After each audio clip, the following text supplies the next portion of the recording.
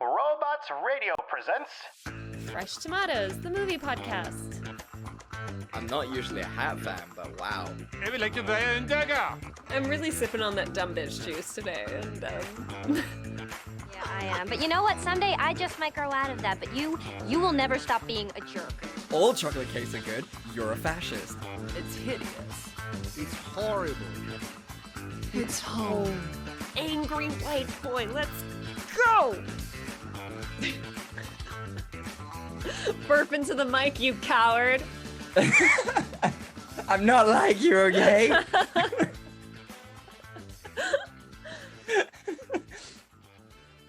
Oh, hello. I didn't see you there.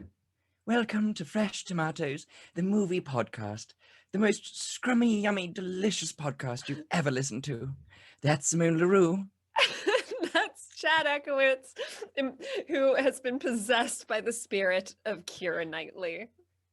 Oh, I'm just so delighted to be here with you today, Simone. Oh, I don't know where it went there. Ooh. It kind of turned into some like 1920s gangster It's there. a little bit Mrs. Doubtfire-y as well. I don't know, these sort of quintessential British women just keep coming out of me, you know, before we started Mrs. recording. Doubtfire, famously quintessential British woman. Oh, I put her up there in sort of Isn't she those Scottish? echelons, you know. She is Scottish, but you know, for the purpose of this joke, I don't know why you keep try to gatekeep my jokes, but it's fine. This is how we're going to start out the podcast. This is the energy we're going to bring today. That's cool. We'll do that then. My superpower. And by God, you are good at it. But so being that I was channeling my inner Keira. We are doing a Keira Knightley week this week. It's her worst movies, which I must say, isn't it a testament to who she is as an actress that we really had to go searching, Yeah, and we we have had to such look. diametrically weird movies that we're doing this week. Yeah. And it's also just like she's done so many movies. I guess eventually some of them were meant to be bad. But like honestly, like she's done pretty well. She's solid. What's your favorite Keira Knightley movie off the top of your head? Ooh. Or like Keira Ooh, Knightley that's a role, tough I one. guess. I to be honest, I do love her in Love Actually. I know she's got like a really small And she's part. such a baby. but- She's like 17 in that Yeah. movie. Exactly, but it's just so lovely to see her in that movie, and there's that whole scene where she's talking to the guy who's like completely in love with her, and like they're in his apartment, and she's like, "Oh, I do look pretty, don't I?" And she's doing like that whole thing, and then she realizes, and it's such a great piece, and you're just like, "Oh, this is the most heartbreaking scene I've ever seen." It's beautiful. I love it. How about you? What's your Keira Knightley go-to film? I really had to think about it, but I don't know if you've seen it, but I really loved Begin Again. That's the one with Mark Ruffalo, isn't it? Yes, with Mark Ruffalo and Mhm. Adam Levine. Sorry, not Adam Devine. That would be a much better movie. James yeah. Corden, just before everyone started hating him for good reason. Yeah. And she sings in it, and it's delightful. It's just a really nice thing of her being like, "Fuck you, Adam Levine," and it's great. I support her. Oh, that's so nice. I haven't actually seen it, so I don't know. Is she a good singer, or can you Yeah, like? she's Does got, it like, sound a like her very- voice, or is she? She's got a very like indie type voice, you know? She just sings Okay. like she talks, a little breathy, a little high pitched, but nice, cute. Oh, that's lovely. That's really, really cool. I do want to go watch it. I mean, she is such a fantastic actress, and Yeah. she's like a little sprite. You can't not love her. She's just brilliant. No, Yeah, it's a delightful movie. I highly recommend it. amazing. Well, this week we are not doing something No. amazing. Instead, we are doing The Aftermath from 2019, and then Domino, which is like 2006, I think. I don't 2005, know. Yeah. Yeah, it does feel that, doesn't it? Yeah. Hooey. We'll get into the directorial choices that were made. Choices or rolls of the dice, Choices. really. The director maybe had it out for people who are epileptic. I don't know. It is all very exciting. But before we do that, we need to see what we're drinking. So Simone, tell us what we're drinking. What are you drinking today? So it is a Tuesday evening as we record this. My Mhm. hair is still wet from my evening run. Lovely. And I'm drinking a water. I might convince Rudy to bring me a tea in about half an hour. But until then, I am hydro homies. I'm staying hydrated, working on myself. And yes, listeners, I don't have any wine in the house because the alcohol ban is still on, and I haven't bootlegged any yet. Okay. I was waiting for the real reason. I mean, you're trying to like show this positive Oh, it's a attitude and this Tuesday positive night. life choices. I would never have wine on a Tuesday. Yeah, I think our listeners all I can see think right through everyone's that. well aware. Yeah. They're all collectively all over the world just rolling their eyes at that, at the thought that you wouldn't drink on a Tuesday. You guys Yes, don't know. you will bootleg, and it's going to be really, really fun because I love 1920s Gangster Simone. She's going to be back, and she's going to be drag racing, and she's going to be, you know, shooting down coppers. Working on my Freaks. transatlantic accent. Oh, I'm so excited to see it. It's going to come next week, I reckon. You'll come to the Thanks. podcast wearing a fedora. You're going to be flipping a coin. Bright and- red lip. Oh, I love it. I love it. I'm so excited. Very, very excited. Well, what are you drinking? Didn't really. Yes, because it's Tuesday as well. No, because it's Tuesday as well. I have gone a bit lighter. I didn't really have time to go get anything else, but I do love a good premium cider, vegan premium cider. Elska is back, but this time it's coconut orange and pineapple flavored. Oh, Very, very tasty. very summery. Very summery. Extremely summery, and it's lovely, lovely. You know, it's not been the hottest day outside. It's been cloudy and overcast. How surprising for England, but you know, it's still, you know, it's summertime apparently. You know, that's what we're told. So you got to get into the summer vibes. Fair enough. You know what? You deserve it. You've had a long weekend. Yes, thank you. Yes, which we will speak about at the end. Yes. So I guess I get to go first. By all means, explain the aftermath to me. I know it's very highly complex. So complex. I mean, this is one of the few times I usually hyperventilate when I haven't had time to write a synopsis for a movie, and we get to this point, and then I'm just terrified to go into it because you are the master of improv. No. You're really good at just off the fly synopses. No, Me, on the other hand, am a bumbling moron when it comes to that kind of thing. Yes. So, but this time I've got it gold. So I think from now on, I will only do movies with super simple plots so that I can just barrel through them like this. I mean, wow. Right. So here we go. It is after World War II. The Nazis have been defeated. Yay. It's all great. That's awesome. The English army is now moving into occupied Germany to try and solve the issue, sort of like get rid of the last couple Nazis and sort of save things. Enter Lewis Morgan, played by Jason Clarke, who is a British admiral, general, someone like that, who has now moved to Germany in order to, you know, clean it up and sort of dispose of the rest of the Nazis, but also check through any Germans to see whether they can be sort of rehabilitated or if they need to kind of just go to jail. His wife is Rachel Morgan, Keira Knightley, who at the beginning of this movie is now joining him in Germany. The thing about this couple is they are sort of on the rocks because after sort of the Blitz and everything, their child died in the bombing. And so now Rachel and Lewis have this kind of very sort of static, stoic, tense relationship that is, you know, we all come to know and love from our British married couples. Especially for Keira Knightley in movies. Right? This is maybe that's why she does really well in movies. Well, I mean, we'll get into it, but person. Yeah, she was born to play a British woman with an emotionally distant husband. Born for it. That is some positive typecasting, without doubt. So they move into this really big mansion formerly owned by Stephen Lubert, who is played by Alexander Skarsgård. He is a German architect who hasn't been cleared yet. He is still thought maybe as potentially a Nazi, and it's not very clear whether he is or isn't yet. When Keira moves into the house, she's very, very sort of at edge and on edge about sort of living with this German family. She doesn't really trust the Germans. It's that kind of rhetoric of, you know, Germany bad, everyone else good, and so any German has that sort of moniker on them. Lewis, on the other hand, is actually very cool with the Germans. He sees them as people still, and until they are proven to be Nazis, he's kind of very, very chill with them. He, over the course of the movie, is able to sort of kind of convince Rachel that things are okay with Germans. There are actually some Germans out there who are nice. Unfortunately, Lewis is often on the road trying to solve Germany's problems, which leaves Keira all alone with Stephen. They start to become friends, and then lo and behold, one night they have sex. They realize they have feelings for each other, and it is very, very passionate. With the fact that Lewis is away all the time, their feelings grow, and they kind of become more involved in a relationship. Eventually, they decide that they are going to run away together. Stephen has some property in the Swiss Alps, and they're just going to move over there, build a place, and live happily ever after.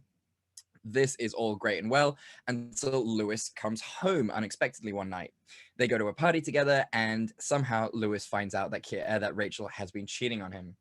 He, very, very cool, absolute champ, is just like, yep, that's absolutely fine. You know, I completely understand. It's been really distant between us since our son died. Plus, you know, I was kind of a dick during that period because I like just loved you so much. And every time I saw you, I saw our child. Yikes, bit tough. So on the day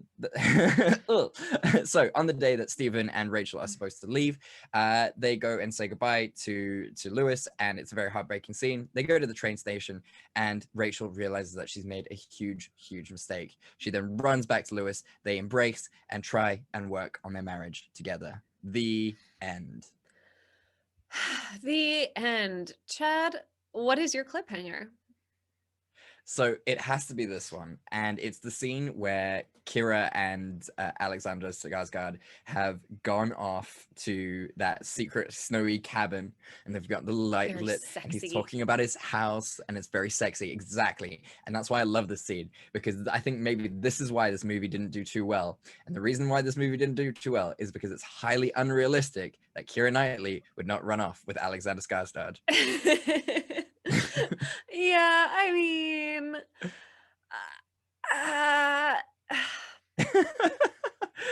talk me through your feelings. I can see you're sort of torn from this one. like, I feel like this movie doesn't really have a point. Okay. Like, it's not telling you anything really. It's just like, oh, this couple came to Hamburg and their marriage was tested in the wake of the war, but ultimately they prevailed, and that's fine. And Nazis kept trying to regain power in Hamburg, but then they didn't, and that's cool. At the end. Like, that was literally it. And it was like, cool, but like, what am I supposed to be? Because I think there's some interesting stuff there, you know, like about coming to Germany after World War II, and like, you know, how much forgiveness can there be? Like, how much reconciliation can there be after you both bombed the ever-loving shit out of each other after like the war crimes? Like, it's really, really interesting. And like, it's sort of just Keira Knightley being like, oh, my husband spends so much time trying to rebuild Hamburg. And you're like, oh, okay, but you're also fucking a German now, so it's very sort of like the two crimes don't really match, really, do they? I mean, if you can call doing your job a crime, you know.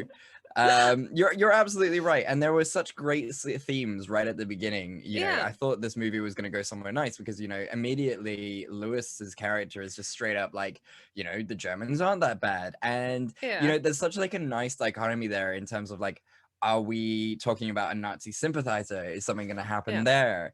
Is, you know, he is this sort of him digging his own grave, but he doesn't ever come to that realization. And in the end, he doesn't dig his own grave, really. So is it sort of like a satirical piece? Is it a sort of, you know, tragic comedy? It doesn't go anywhere, but it lays the groundwork so nicely in the first 15 minutes. And you're sitting there and you're just like, ooh, this could be anything. And then at the end, you're just like, oh, this is everything that Keira Knightley has ever done, ever. Cool. Yeah. It was weird. Was the whole point supposed to be like that they both, in some ways, were unfaithful to their marriage? Like, he was having an affair with his job, and she was having an affair with Alexander Skarsgård. And the two are basically equivalent. Like, oh yeah. And then, you know, ultimately, the war couldn't drive them apart. Actually, all it took was things. her Him being realizing emotionally that, like, vulnerable for like a single scene. Mhm. Although I will say that was such a great scene. Oh, I think, yeah. you know, what's his name who plays Lewis did such a spectacular Oh, job yeah. in that scene. It Yeah. was like really deeply emotional, and I He think he was absolutely great the crushed it. He whole was way amazing in through, this. to be honest. Yeah. Like Yeah. I think all the roles in this are extremely like subdued, which It's doesn't make it classic more British drama. exciting. Hmm. But I think he really portrayed a lot of very complex emotions when he had very little to work with. I think Yeah. he did an outstanding job. I think Alexander Skarsgård also did an amazing job. I mean, like this dude's Yeah. acting in a language that isn't his first language, speaking in an English accent, and then swapping over to just casually talking German occasionally. Like, what the fuck? I would love to get inside of his mind because, you know, he's got that, like, he's got such a stoic look about Mm. him. And I think that's what makes him so lovable and like sexy and just alluring to anyone. It's just he's like that downtrodden, like he's almost got puppy dog eyes, but they're dangerous puppy dog eyes. Yeah, you Yeah, want to and fix he's him, about but it. ooh. But like I couldn't imagine him being like, oh, let's go to an arcade and whack-a-mole, or Oh, like I'm going to imagine read my having child fun the with bedtime him. story. Yeah, it would just be what would be his fun? His fun is irony and ennui. Like that's his version of fun. I feel like that's the curse of a lot of like the Skarsgårds, like Bill Skarsgård as well. I find very handsome, Yeah. but like imagine that dude like chasing you around the snow with his long limbs. It would be like Slender Man. It would be terrifying. Bill, please. You can almost see them as a family coming over on the boat from wherever they're from, and just this massive sort of parting amongst everyone else who just doesn't want to be around that sort of energy. Because when the 4 or 5 Skarsgårds are together, it creates this like aura of I don't know what, but just Gravitas. broodiness. Yeah, exactly. Exactly. I'm sure they're but lovely. Oh yeah, family dinners must be a hoot when they get together over Christmas. So what did you enjoy about this movie apart from sort of the actors? Like, is there anything actually in the movie that you liked? I liked the setting of like the house, the beautiful big mansion. I thought that was really good. Obviously, Keira was fantastic. Loved all of her outfits. I that's very much like my vibe outfit wise. Loved that. Loved the dresses. It was so pretty. Always loved seeing Keira play a woman with an emotionally distant husband. She crushes it every time. Like we're giving her we're giving her a hard time, but like, is there anyone who could do better? I don't think so. No, she's locked that shit down. Like, there's a reason. Like, maybe it's not necessarily typecasting. It's more that she has the monopoly on that kind of thing because she just does a great job. Who else are you time going and to again. cast for that? Yeah, exactly. No, you're so right. Yeah, I think the architecture is gorgeous. Everything is really like such a fine detail, and it's just beautiful to watch. Yeah. In that respect, you know, yeah, it was great. The whole scene with the relaxing chair, and they're talking about these things. It's like little moments like that are just, you know, weird flirting that you can only describe as German flirting, and you gotta love it. German man flirting with an English woman. And what do they talk about? The philosophy of style. Yes. And she's like, I don't think everything needs a philosophy. And I was like, of course you don't. Oh man, what did you think of the subplot with the 88 and with sort of Lewis's daughter and all of that kind of? It didn't go anywhere, did it? Yeah. Like the one officer that we've had a couple lines of dialogue with gets shot, and that's sad because he's very cute and very young. And then it promptly doesn't matter. I think actually in that scene they got rid of fascism altogether. Pretty sure that's what happened. I think the message was when they got back together is that love conquers all, and including, so, you know, deep Nazis. undercurrents of fascism. Yeah, exactly. That's good. That's 100% correct. Yeah. When the boy sort of sunk beneath the ice, so did the dreams of a Nazi empire. Well said, Jeff. That was the metaphor. Mm. That was the metaphor. Yeah. Yeah, I completely agree. You would think it was going somewhere. I genuinely thought when that came out and the kid was gonna go and kill Lewis. Yeah.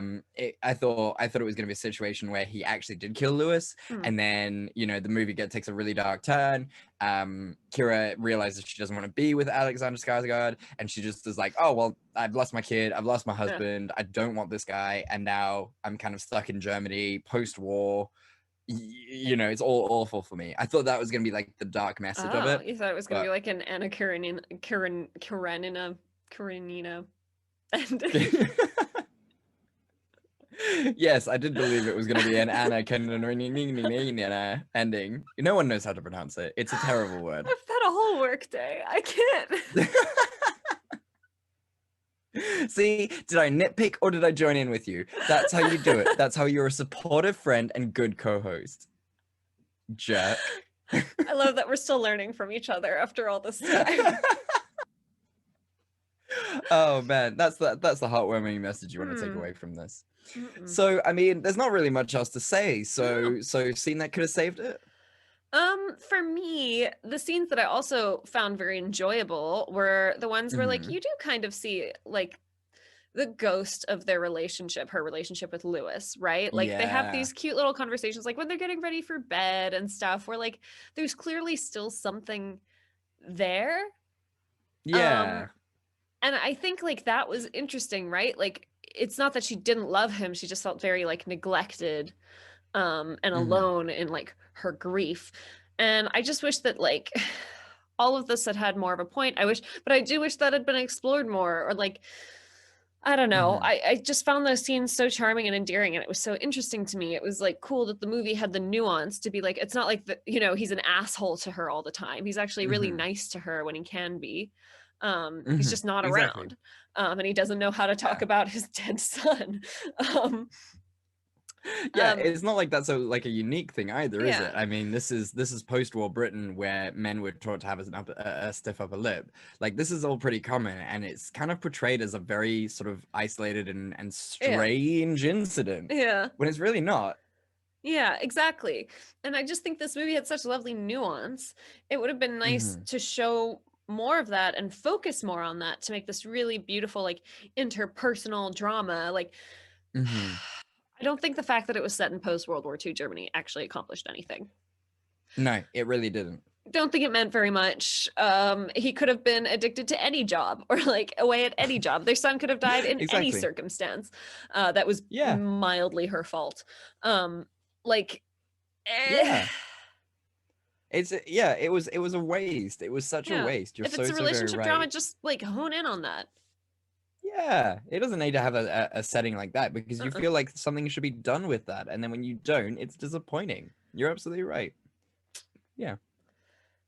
What about you? What's your scene? Yeah, I think it's very similar to yours in the fact that like I just wish there was like a lot more twists and turns. Like I said right in the beginning, I wish sort of he was a Nazi sympathizer and then we got sort of that twist, or he did get killed at the end and now Keira Knightley's all alone, or Alexander maybe Skarsgård was a Nazi. Yeah, all of these fantastic ideas that sort of lent with the topic of the movie being set in post-World War World War II time Germany, and they just were like, nah, we're just gonna keep it as a really simple love story. But yeah. Would you watch it again? No, God. I find movies like this really exhausting. And I don't know why, but it didn't elicit any very strong emotion in me. And yet I had to watch it. It's definitely not up there with like my favorite Keira Knightley roles. No, you're absolutely right. And if I wanted to see something like with a little bit more gravitas, but the same sort of storyline, you could literally see anything from Duchess. her. She's got so many. She's got so many movies like this. Karenina, Kama Chameleon. Yeah, she's got so many movies like this. Like, there's no need to watch this one specifically. If you want to see her in a really weird love story, you just watch Pirates of the Caribbean. Yeah. So, yeah. So yeah, this one's got to be a miss. I don't think anyone should, take the time to see it unless you're like the biggest Kira fan. Like, Yeah. but apart from that, just skip this one. No need. Yeah. Yeah. Okay. Yeah. All right, now for the next hour and a half, I want you to explain Domino to me because I'm not gonna do that. goddamn, this plot. I'm This really plot, gonna skim though. over the plot. Like I really sat and read and tried to like understand what I'd watched. But I'm not convinced that the writers quite understood what they were doing. So I'm gonna just Yeah. skim. Yeah, fair. I think each writer got a specific time slot. So it was like your part of the movie is going to be shown Yeah. from minute 1 to minute 25. Yeah. And then the next group got 25 to 18. Yeah. 80. And then, yeah, so on and so forth. So none of them were sort of connected. Mm, Yeah, mm. I agree. Okay, so Domino Harvey, played by Keira Knightley, is a bounty hunter in Southern California. She is on a team with Ed Mosby, played by Mickey Rourke. He's like an ex-veteran, expert bounty hunter who like kind of leads the team and is a bit of a father figure for her.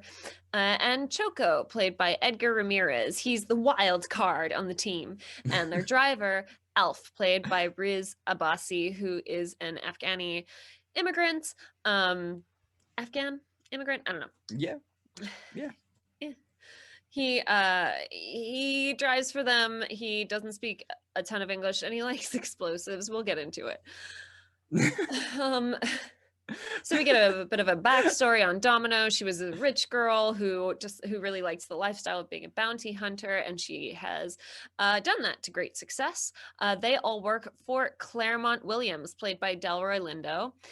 He is the one who sends them out and takes a cut of whatever bail they bring back in, or bounty they bring back in. I don't know. I don't understand bounty hunting after all that.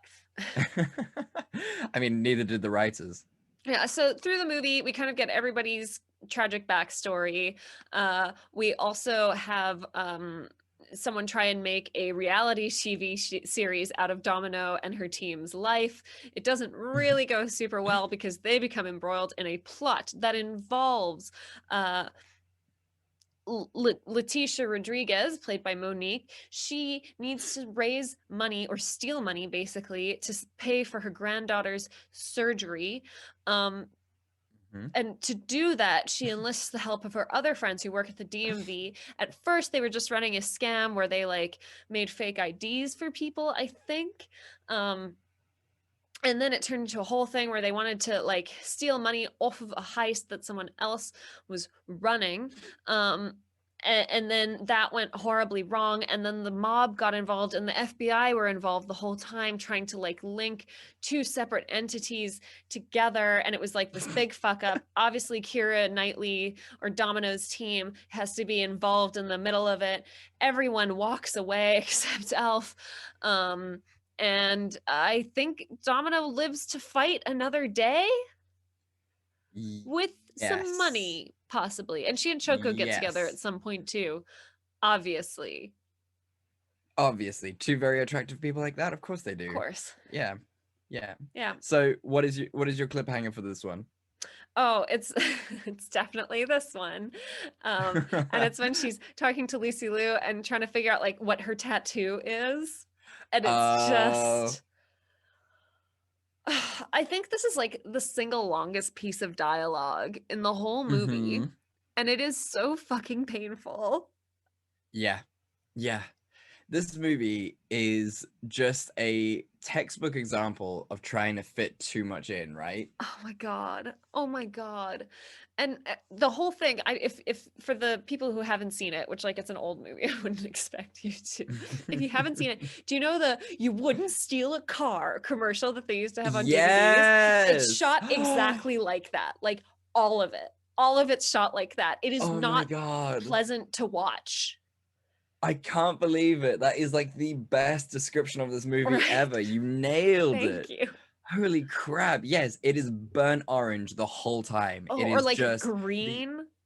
Yeah. Neon. Oversaturation was just oversaturation was the B word for this fucking movie. It was outrageously it was offensive to watch. You're so very right. Even like the action scenes, you can't really enjoy them at all because you're like, wait, what the fuck is happening? Like I don't understand what I'm seeing. Who's winning?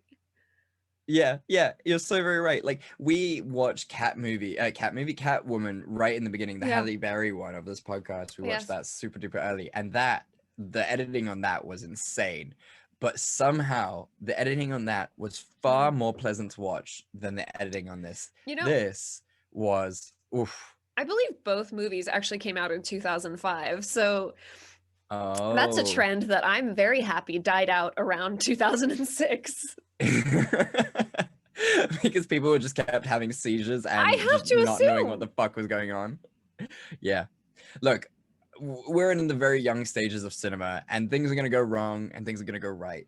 And thank God that 2005, with its terrible movie angles, choices, colors, it all just went out. And you know what? This is the right way for evolution to go. And I'm so very happy about it.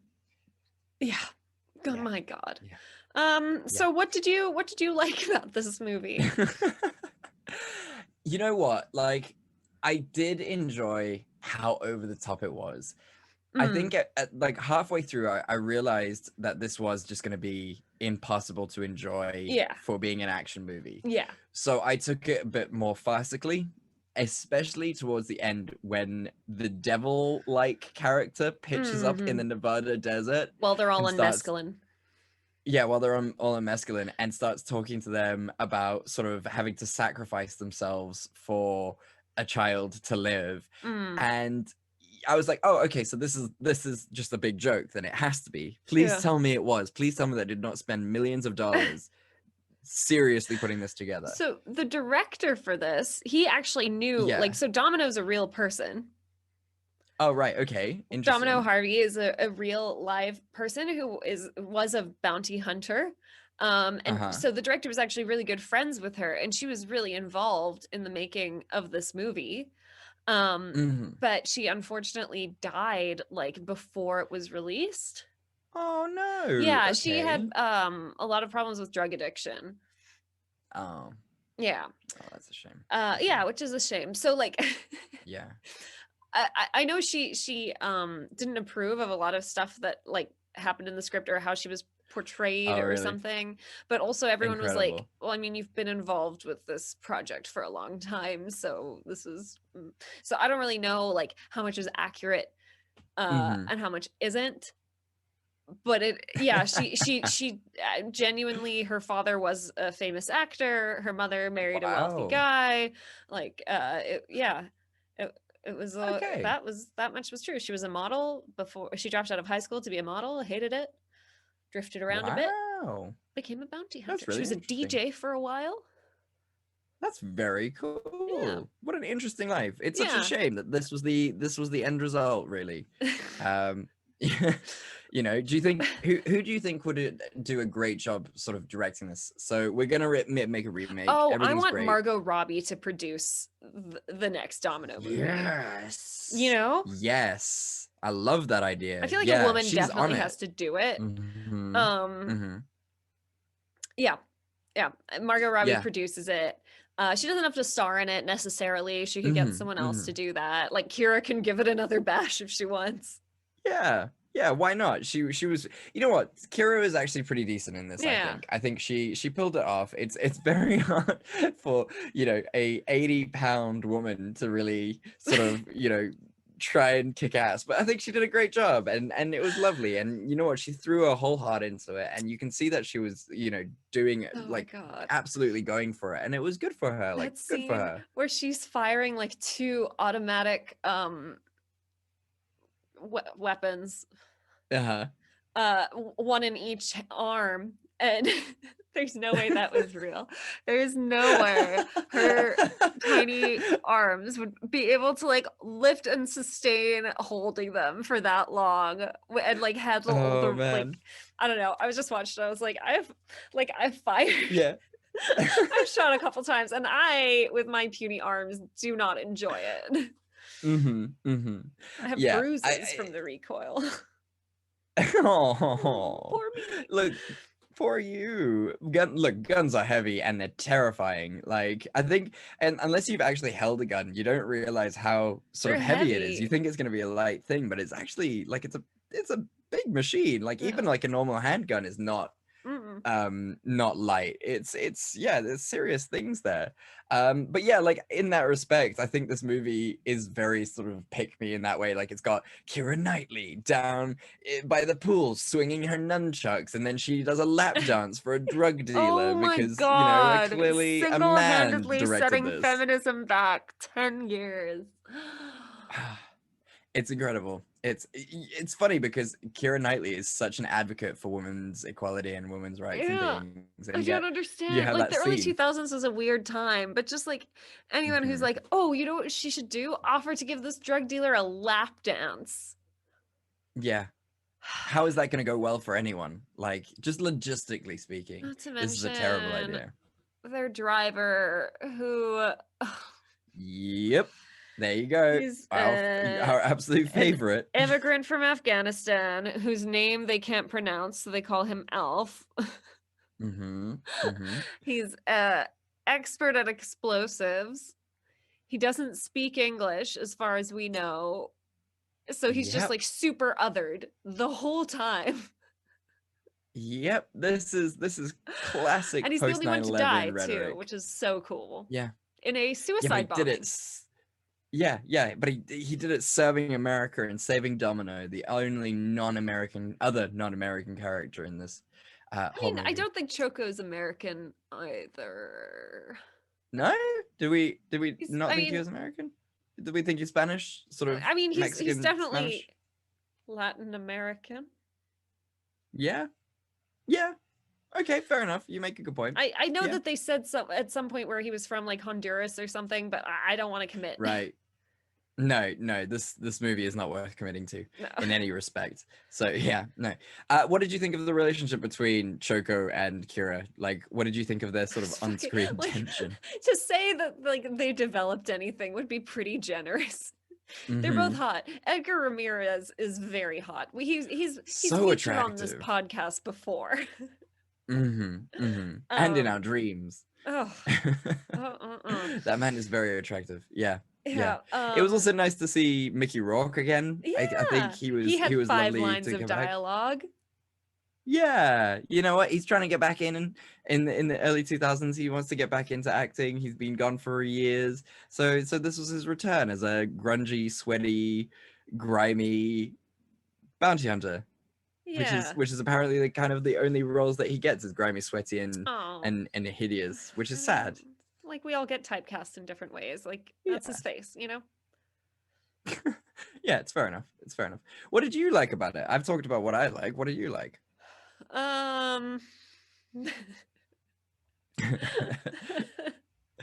Things far and few, but far and few between, few and far between. I think, you know, there's very much like a cringy weird fantasy element to it, right? Like Mhm. she's this girl who had this rich upbringing and she said, no, I Yeah. want to be a badass. Like I feel like at the time this came out, like the age I was when this came out, I guess Yeah. 15 years ago, this would have rocked my Oh. world. I would have been like, yeah? oh my God, this is the coolest thing. I want to be a bounty hunter. Like bounty hunting's at all glamorous.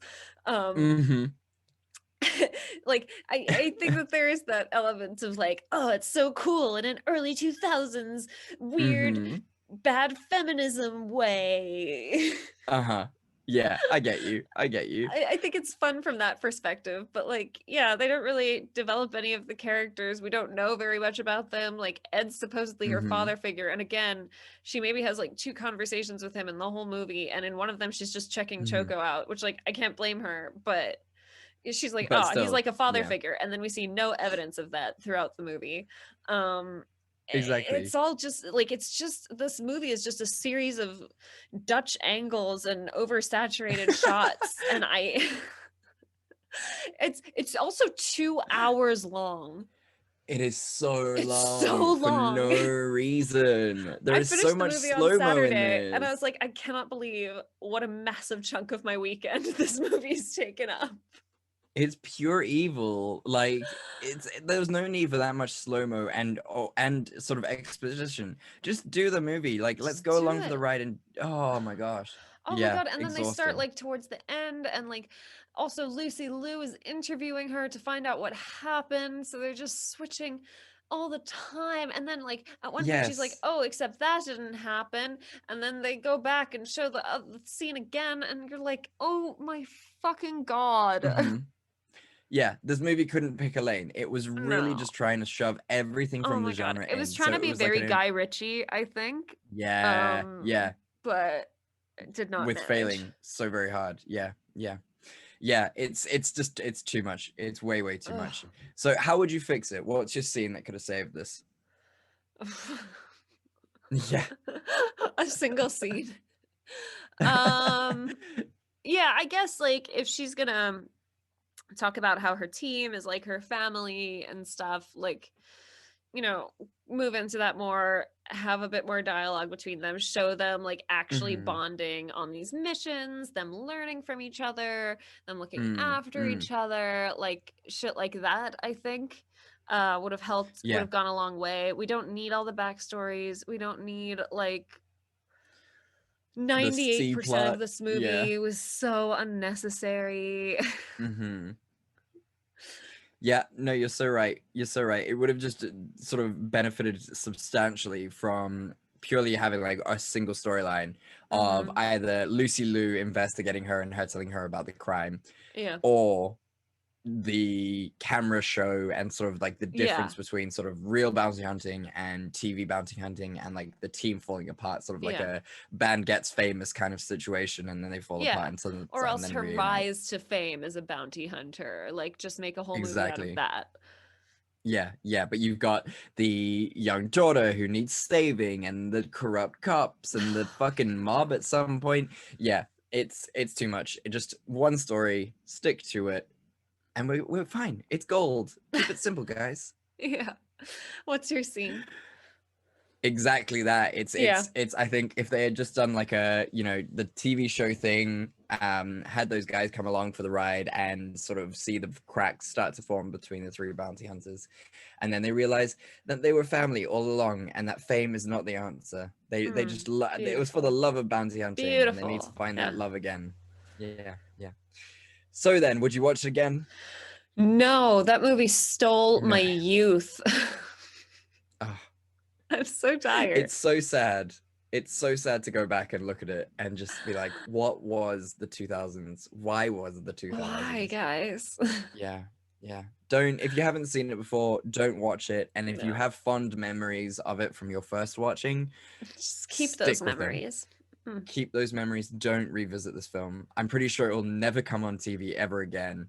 And don't go out and get the DVD. Don't download it. It's Mm-mm. fine. Leave it in the Mm-mm. past. That's where it should be. Mhm. Yeah. Well, thank you so much, Simone. This has Thank been you. an absolutely scrum-diddly-umptious week. I really did love doing this. And did you? I hope you had fun as well. I kind of. did.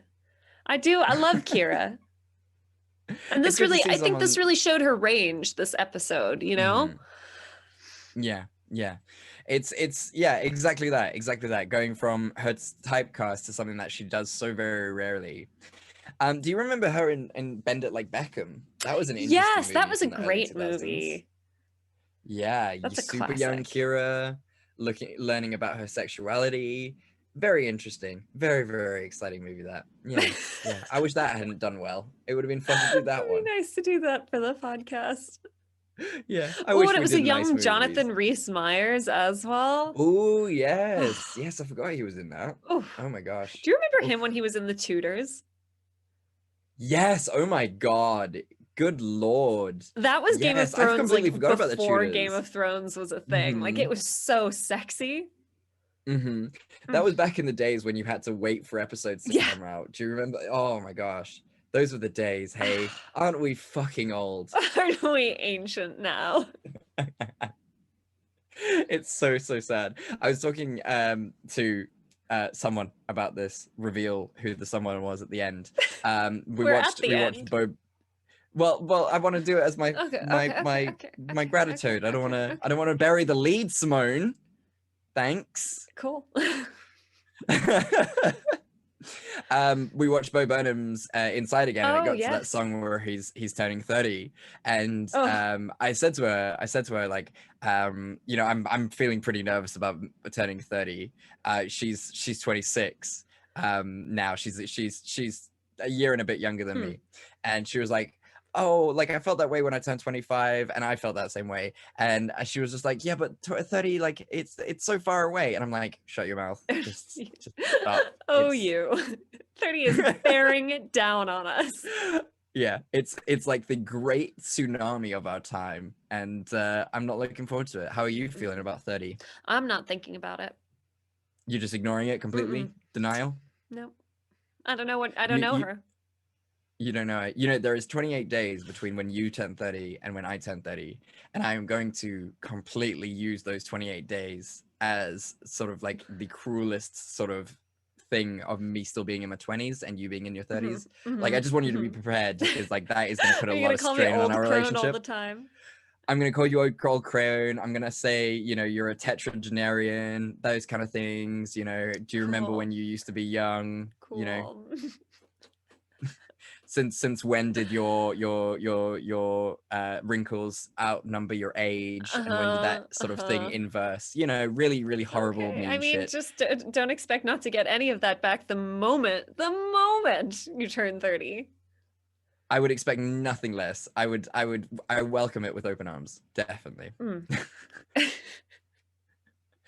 Well, thank you, Simone. So what is your gratitude for this week? My gratitude for this week is all manner of heating things. It's so cold. I'm so cold. It's so fucking cold. I'm cold all the time. I woke up a couple times last Simone. night because I was so cold. And people who make fun of us in South Africa, like there isn't really central heating or like double glazing on windows or anything. Like our houses are very much built for summer. So that means in winter, if it's cold outside, it's cold inside. Yeah. No, it's harrowing. It's truly horrible. I'm wearing like several layers right now. Yeah, so I'm just grateful for heaters, for electric blankets, for fireplaces, for warm socks, just everything that's keeping heat on my body. That's fair enough. That is fair enough. I'm not going to ask you to tell us the temperature, because I know our friends to the north, to in the northern hemisphere will you know, ridicule you deeply. So I'm not going to ask you that. It's down to 6 degrees at the moment. So like that's icy for us. You are a bad person and you should feel bad. No, to be fair, what you say about sort of what you say about the fact that the temperature is the fact that it doesn't sort of change from inside to out, it's all, you know, there's not that much insulation, does make a huge difference. At least in our houses, like we have that warmth, we have the double glazing, we have triple glazing now, which was just like the most fucking diabolical thing I've ever heard of. You know, and yeah, it does suck. Winter in Cape Town, and well, winter in South Africa just sucks ass without question. Yeah, luckily it's pretty short, so it's just a month and a half more are the worst. Like July and August are the worst months, and then after that it's slightly better. Yeah, it's spring, you know, there's lots of, you know, fresh sunshine, which is always good fun. Yeah. You can do it. You can get through it. I believe in you. Thanks. It's 21 degrees here. Now, why don't you just let the people know what your gratitude is? I will. Saucy bee. Look, you know what? I've been single on this podcast for so very long. You know, we make jokes about it all the time, and it's quite sad actually, because we're no longer. Oh, we always. I enjoy it. No. The singledom's not sad. Oh, okay. No, I wasn't. I was saying it's sad that we can't make jokes about me being single anymore. Oh, yeah, true. That's what I'm saying. Yeah, because it's a good jumping off point for us. We always get a good laugh out of that, because now I have a girlfriend. Everyone, he's got a girlfriend. Ladies, he's taken. Gentlemen, he's taken. I'm off the market. We're back to straight presenting. So now it's all about the cis white heterosexual man. Back in it, baby. No non-privilege from me, motherfuckers. had your time in the sun as a bisexual single man. It was great. It was perfect. I could often start a conversation, even if it didn't relate to anything to do with sexuality. I could always start a conversation with, as a bisexual man. And now it's going to be like, that it's null and void because I have a Hey, who girlfriend. you're dating doesn't erase your sexuality. Let's. Yes, but that's the person who I was speaking to about Bo Burnham, who tried to comfort me, even though I don't want to be comforted about being 30. I just want to live in the stew of the pain of the moment. Don't touch me. Just don't look at me. The old crone. But yes, I am very happy. I'm ecstatic. I'm not single anymore, and it will be nice. Yay. You know, we can double date maybe. I don't know how that would work, being so We far can away. figure it but out. We can work it out. Yeah. Yeah. But again, I don't. After you've revealed to me the superstitions of the podcast, of my girlfriends coming on the podcast, I don't think we'll ever meet her on the podcast. I'm really Because of death. superstitious. Yeah, I'm really superstitious, and you've made me superstitious about this. You've ruined me. I'm sorry. To be fair, Look, it's not a you're pattern. right. Like 2 is not a pattern, but like I don't think we want to test number 3 and see if it's a pattern. Exactly. Let's not. Let's try and keep this one, shall we? That would be nice. That would be cool. I'd be pretty That would keen good on that. for you. Yeah. Can you imagine? Like, you get engaged, you get married, you have children, you spend a long life together, and like 10 years into your marriage, I'm like, Chad, let's just get her on the podcast. Like, let's just do it. And then you're divorced within a year. Oh, that would be like, it would be heartbreaking, but it would also be fucking It would be hilarious. very funny. Like, it would be a curse. It would be an actual curse. Oh, yeah. Let's just avoid that, Yeah. shall we?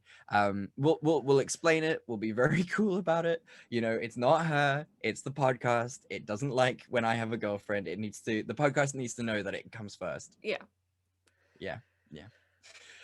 Well, thank you so much, Simone. This has been a really good episode. What Yeah. are we going to do next week? Chad, we are getting summary next week. Mm-hmm. We are covering, we're breaking our own rules a bit because it's our fucking podcast. And Yep. we are doing Blue Crush Week. We are doing Blue Crush 1, Yeah, which yeah. got 62%, so it's a little too good for the podcast. But then we're doing Blue Crush 2, which got a cool 30-something%. So I think it averages out. Exactly. It should be below 50. And you know what? You can't watch the second one without watching the first one. That's Yeah, exactly. just kind of weird. Exactly. So yeah, we're gonna make up the rules. We're constantly growing, we're changing and developing, and it's always for the better. It's never for the worst, we swear. But yeah, I'm really excited. I'm really excited to do Surf Week. I'm probably gonna wear shorts. I'm gonna Oh. get a puka necklace. Uh-huh. You know, maybe do a man bun. Try Ooh. these things out. Yeah, How? why not? Fuck it. I don't know. We're gonna see. The surfing gods will prevail. Okay. Well, Yeah. wishing you all the best with that. I don't think I have anything super surfer-y. No. No. I'm not To be very, fair, like, aquatic. we will tell everyone next week about the surfing story when you and I tried to surf with your ex. That was a great day. Yeah. So you'll have to tune in next time to listen to that story. Find out how good we are at surfing. It goes exactly as you would expect it to. But yes, guys, thank you so much for listening. We really do appreciate it. We love you guys so very, very much. We love the fact that you listen to our dulcet tones. And we really would appreciate it if you gave us ratings, gave us likes, left little comments. That would really help us help the algorithm. But also if you want to interact with us more directly, you can. And where can they? They can talk to us on Facebook and Instagram at Fresh Tomatoes Podcast, on Twitter at Fresh Tomatoes MP. They can email us at freshtomatoespodcast@gmail.com.